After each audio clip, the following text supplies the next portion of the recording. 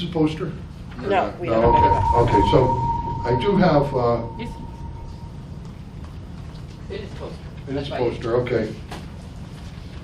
This is now an email from Ellen to Wilcox and Helms, which talks about Jarmoc and tax stabilization plan. Now, this has been a big deal with them too.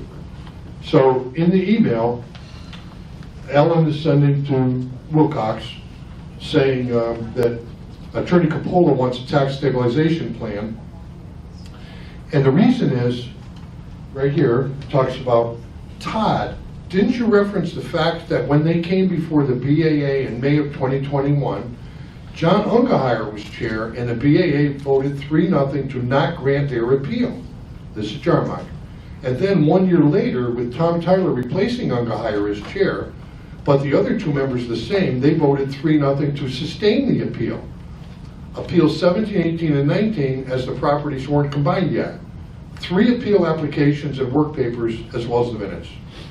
So then they get it back, and by the way, it's privileged and confidential, so I'm sure they didn't want anybody to see this one, page 61.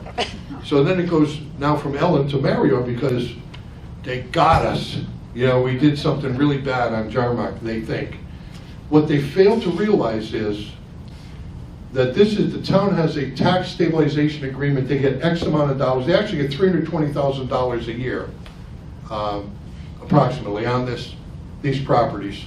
And in return, that's for all of the real estate and personal property that's on there. They get that for the next 20 years.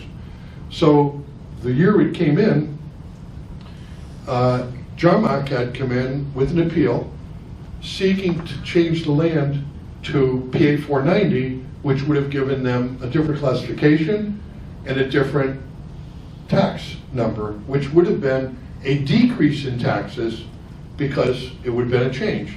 However, the board then, with John Ungeheyer and Lori and Donna, were told, here's a tax stabilization agreement. They can't do this because it's got to stay the same no matter what happens with this property, unless there's certain ways in there you can modify it.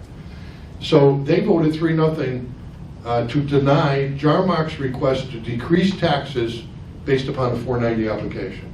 The following year, I've taken the place now of John. He's gone, I'm there.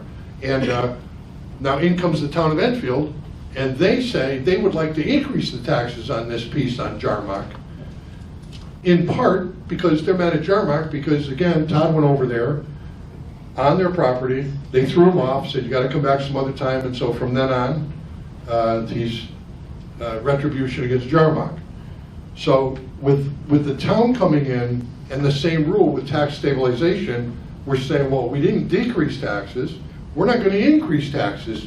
You're still getting $320,000 a year, and that's what the deal is. So in 2023, the town comes back and does the same thing. So we're thinking it's the same town claim, same precedent, same result, and either the town doesn't understand their own agreement, or they intentionally misrepresent it when they find it convenient to try and squeeze somebody for more taxes. That goes on for about 8 or 10 pages, and one of the reasons they also said was because that the lots have not merged. And so now Lori can talk very quickly about the merged lots. So when the Jarmocs came in for their appeal, they had an email from Rick Frichelli, who is the zoning enforcement officer, which said 65 Broadbrook Road, which by the way doesn't exist anymore since it was merged with 69 Broadbrook Road. So I actually put on their appeal, per the ZEO, email dated April 6, 2021, from Rick Frichelli, that the ZEO, that this lot was merged into the lot of 102-48, which is under the tax stabilization agreement for the appeal of 307, 308, and 309. Now to be included in the appeal is 310 due to the merging. And so then I actually, when I met with Mario Coppola, explained that I sat on the zoning, planning and zoning for 8 years. So I understood all about how lots get merged into another lot. I believed Rick Rochelle, that is exactly what happened. So it merged into the lot with the tax stabilization, so obviously we couldn't charge them. It now became part of this tax stabilization. So that was well documented in our files. Among other things, we well documented each and every file.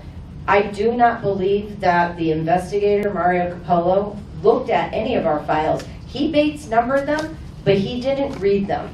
Because all of this stuff that we're talking to you, it's all in the files. It's in our 6,000 page document file that they sent through the scanner and numbered, but they never read anything that we put in there. Thank you. Did you show them the email from Rochelle? Oh, I had Okay. it. Yeah, it's in the file. Yeah, there is an email in there where Rochelle actually tells Jarmoc that these properties are, have been combined. So the tax assessor doesn't have the right to uncombine them either, but he does have the right also to his own statement of facts that are wrong.